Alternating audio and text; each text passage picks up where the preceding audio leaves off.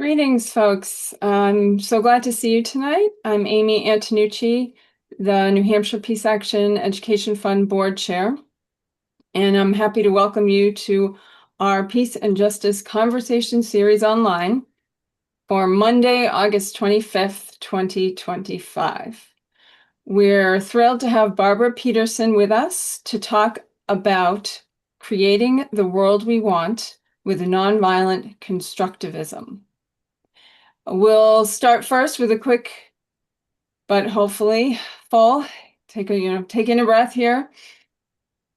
As we acknowledge that we do our work on the traditional ancestral homelands of the Abenaki, Wabanaki, and Pennacook peoples, past and present. We honor with gratitude the land, the waterways, and the people who have been in relationship for many, many generations. Quick reminder on our Zoom guidelines. We love when your video is on. We'll have your audio muted to start with. You can use the chat for questions. Later, we'll get to some hand raising. Also, when we go into the breakout rooms, if you choose to do that, having your video on will be really helpful, and we'll hopefully have it set up that you can unmute yourselves. That will be our goal. So with all that said, please join me in welcoming Barbara Peterson. Let me tell you a little bit about her. She is a veteran activist for social justice, which started for her as a high school student with the Clamshell Alliance right here in New Hampshire. She actually lives locally, which, as you know, in these days of Zoom, not everyone does, but she's practically my neighbor. It's a little bit of a stretch, but not too far. In graduate school, Barbara became interested in the history, theories, and methods of nonviolent action that Gene Sharp had worked on. And the Albert Einstein Institution, their work is important to her, and she has contributed to. Her doctoral research at UNH involved writing, publishing, and learning about peace education. As a high school teacher, she created and taught peace studies course. She continues to write and publish in the area of nonviolent citizen action and to be an activist, working to protect us, our democracy, against the rise in authoritarianism and oppression. She is going to start out by talking with us, she'll give a presentation, and then we will be going to the breakout rooms for further conversation and learning. So for now, visible, thank you and welcome to Barbara. Thank you. Can everyone hear me? Awesome. Yeah, so I think of nonviolent action really taking two paths, and I didn't invent this. This is something Gandhi wrote about, right? There's the strategic nonviolent action, and that's what we see today with protests, civil disobedience, and that kind of thing. Then there's this other, which, we don't just want to tear down, we want to also build. So we don't just want to get rid of what we don't want, we want to build what we do want. As Gene Sharp said, if you take down a dictator and leave a void, then it'll simply be filled by another dictator. So you really have to have a system in place to take over the system that you alter or tear down, depending on what your goals are. So constructivism is about that building up. The constructivism has been around for tens of thousands of years, but Gandhi gave it a name, and he used it primarily in, the salt marches and spinning and that kind of thing. So that's what we're going to be talking about today.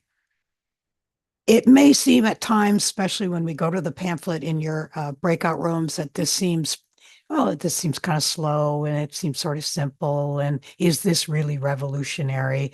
But it genuinely is. And we know that by reading the history of people who have done this throughout time and throughout the world.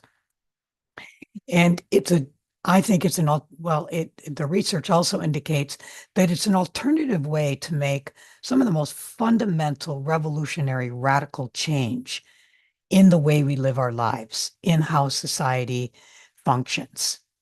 It's a kind of change that does not legislate for sustainability, for freedom, for equity, for security, and on and on.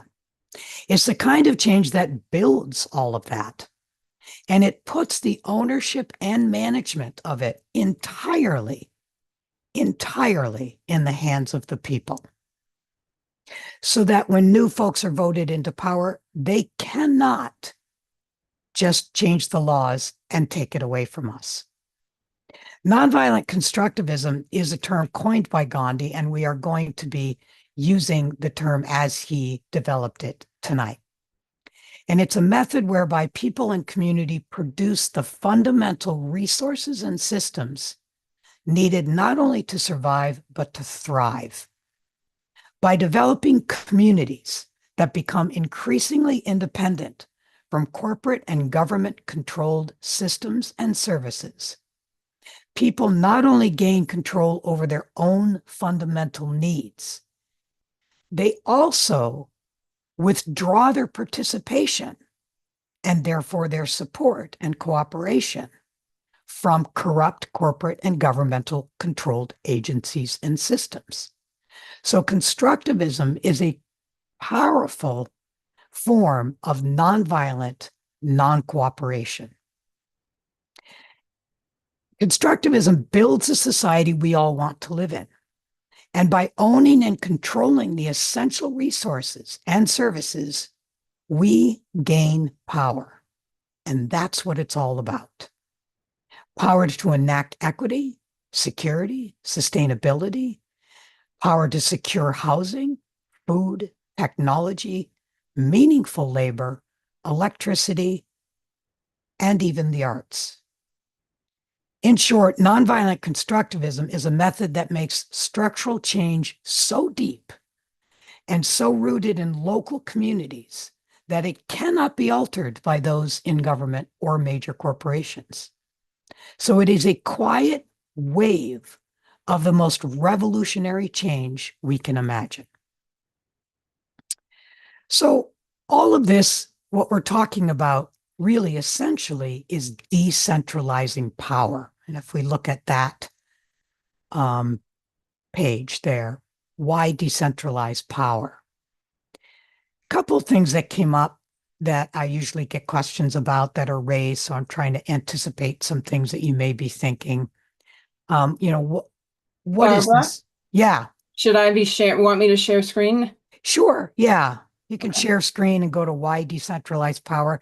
Yeah. You can look at what I've written.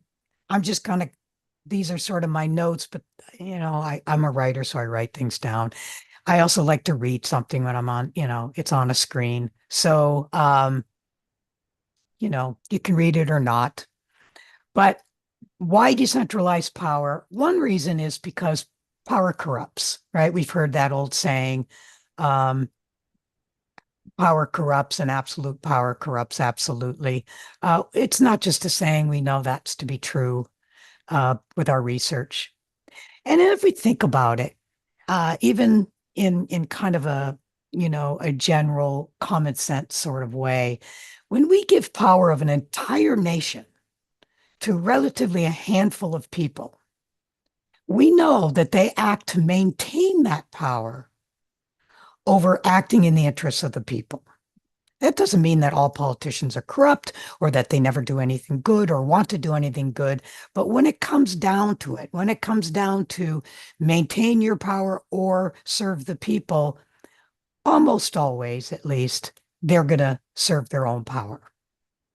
And while we are certainly better off, in my view, with Democrats over MAGA, we the people still are not taken care of adequately, no matter who's in office, in terms of sustainability, finance, housing, labor, health, education, food, security, technology, childcare, elder care, and we can go on. Nor are our fundamental freedoms and equality protected, because elected officials' first priority is to take care of the corporate sponsors. So then we think, okay, well, we don't like who's in power, then we vote them out. Yes, it does have some influence for sure. And I'm an absolute advocate of voting, very important.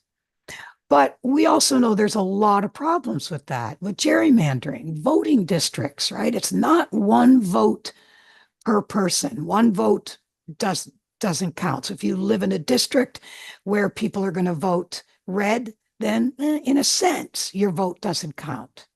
So voting districts, political party, financial support makes it very difficult to primary and incumbent. Corporate financial backing, right, with Citizens United. Um, the choice people have is pretty, pretty limited. So while voting is still somewhat of an influential act, it's pretty negligible in getting us the things that we truly need. We have what we say we vote for representatives, odd word, because elected so-called representatives have absolutely no legal obligation to represent their constituents. In fact, they're likely to be replaced by their party if they go against party line in favor of what their constituents want. We know this even at the federal level because the majority of the people are advocates of, women's reproductive rights. They're don't want the government involved in arresting people, going into people's homes without warrants, without, due process. And regardless of that, our government does what serves their interests and not even their constituents. Again, regardless of party.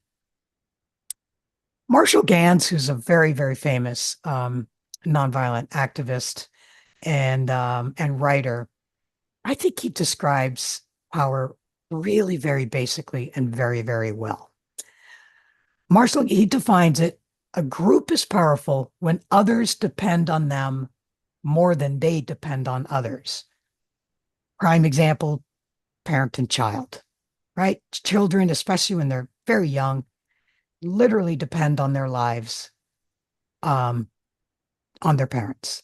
Their parents have total control over that child. They have total power over that child because that child completely depends on the parents. Well, we as a society, and not by mistake, we as a society depend on our government and our corporations for almost everything, for our food, for our shelter, for our health, for our education, for everything. So if they want to yank it from us, they can do that. And there's not much we can do about it. So by decreasing our dependence on them, it increases our power. So all of this, when I've talked about this with people, they're like, oh my God, this sounds like anarchy and this sounds really scary. And what's going on with you? You must be one of them, right? So the whole notion of anarchy, and I noticed I went out of order here, but I hope you're with me. Well, the whole notion of anarchy is something that governments have used to scare people, much like vote MAGA or you're going to have the bad S word, right? Socialism. God forbid, oh my God, that's terrible. Well, anarchy is used in the same way.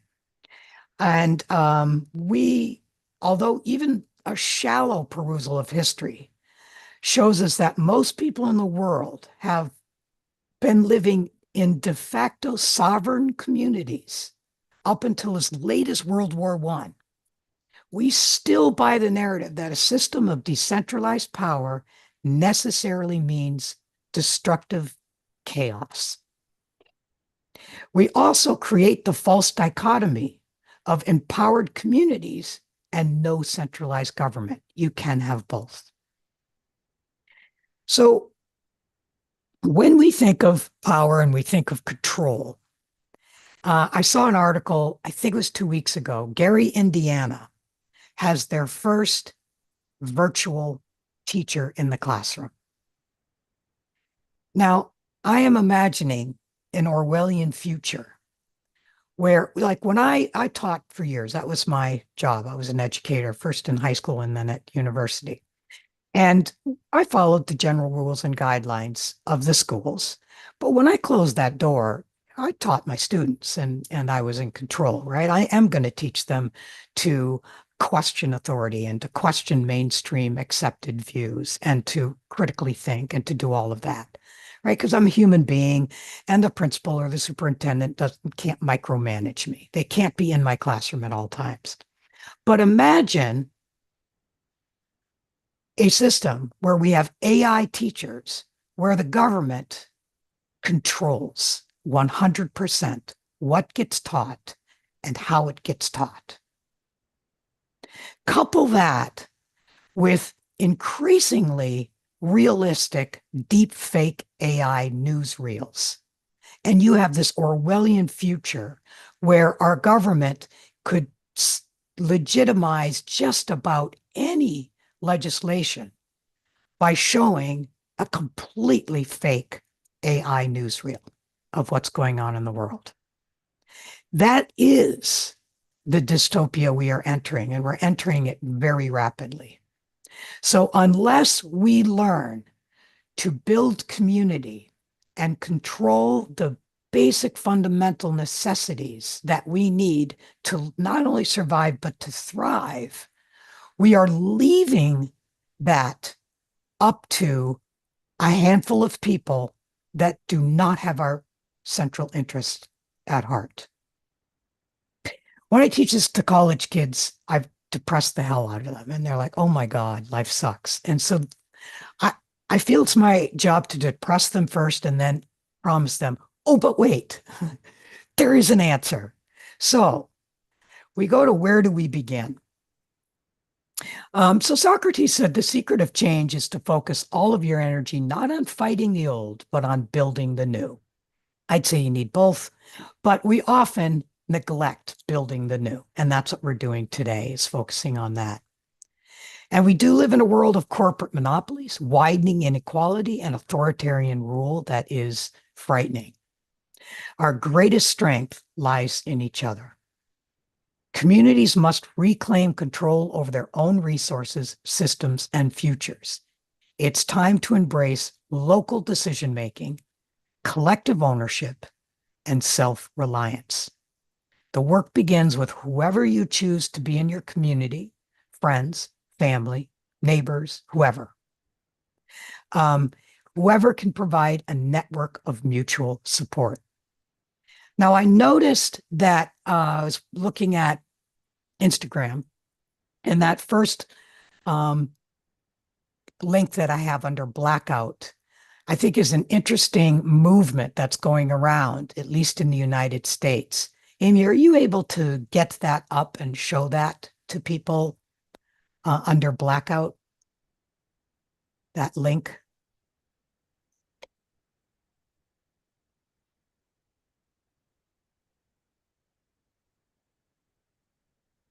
No, Okay, that's okay. That's not important. but I can give people the link so they can find it later. Yeah, it's a TikTok, so it's like less than 2 minutes.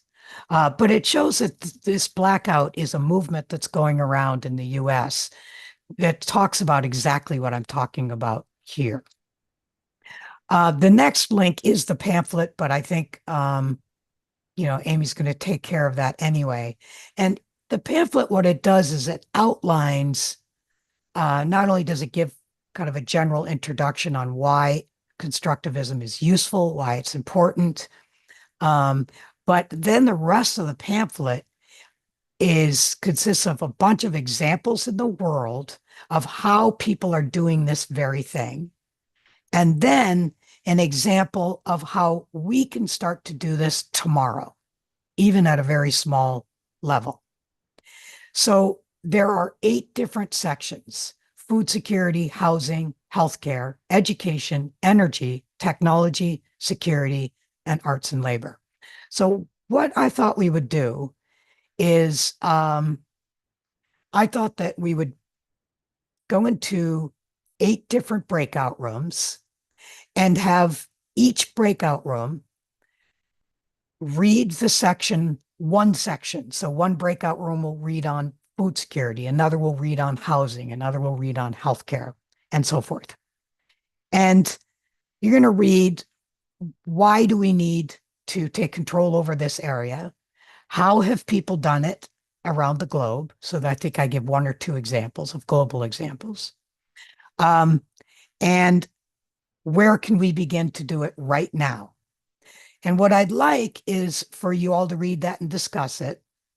And then when we come back as a whole group, have one person from your group present a summary of what you read, a short summary. Basically, if we're doing food security, this is why it's important in 2 to 3 sentences. This is one example that was raised in the pamphlet. These are a couple of things we can do about it right now. And we also want to add within your group, what would you want to add to that? Do you want to add some comments? Do you want to add some questions? Do you want to add some feedback? Or do you want to add your own examples? I know of some examples of this.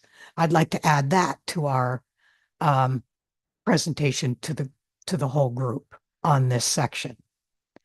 And in this way, we can really get a good understanding from your point of view of the writing in this pamphlet. So it is 7:24 right now. I would say it's going to take 20 minutes for us to just share what we've learned.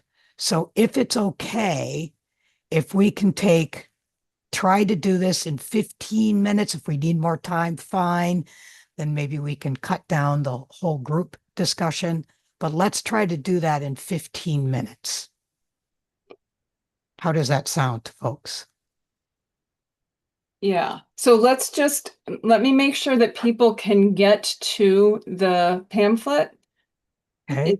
Have enough people worked that out? I have a link there that you click on, and then once you get there, you scroll down a little and there's like a PDF thing that you click. I can't just give you that, but if you go in that way, it should open up on your computer. Is that working for people? It's called Save Democracy, I think, or something like that. And you can, in your small group, you can read it out loud if someone is not able to get it. Now, what I'm going to do is set up 8 breakout rooms. So, Barbara, can you help people know? So I guess like number Yeah. 1 would be, So if you're in group 1, if that's your breakout room, you're going to read the section on food security.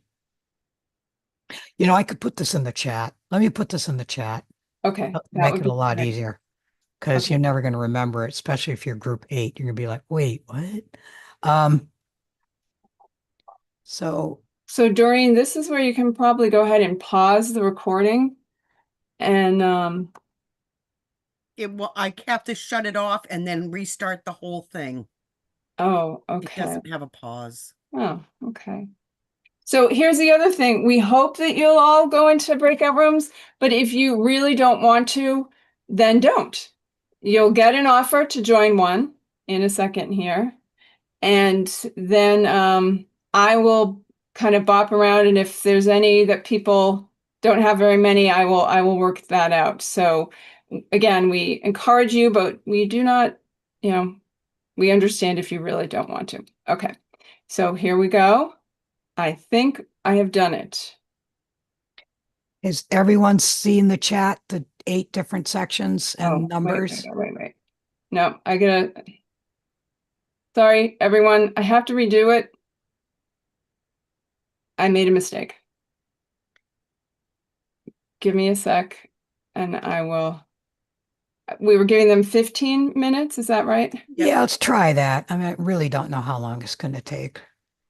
Okay. So I apologize, but I did not have that set up right. So now, okay. It might shut you down a little bit dramatically without much warning, but let's try it. All right. I think I've done it right this time. Yeah, Janet, I'm not sure we can be that particular about which breakout room you want, but you can ask Amy if you have like a real desire for one group over another.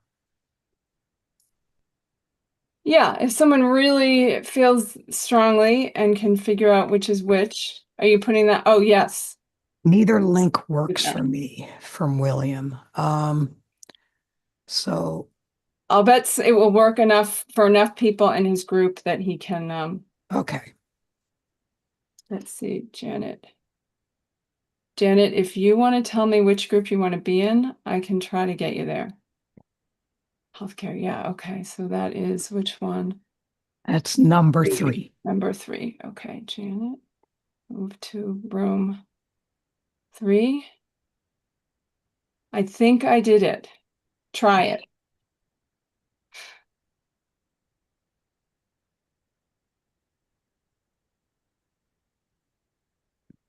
Looks like there's at least 2 people in all of them.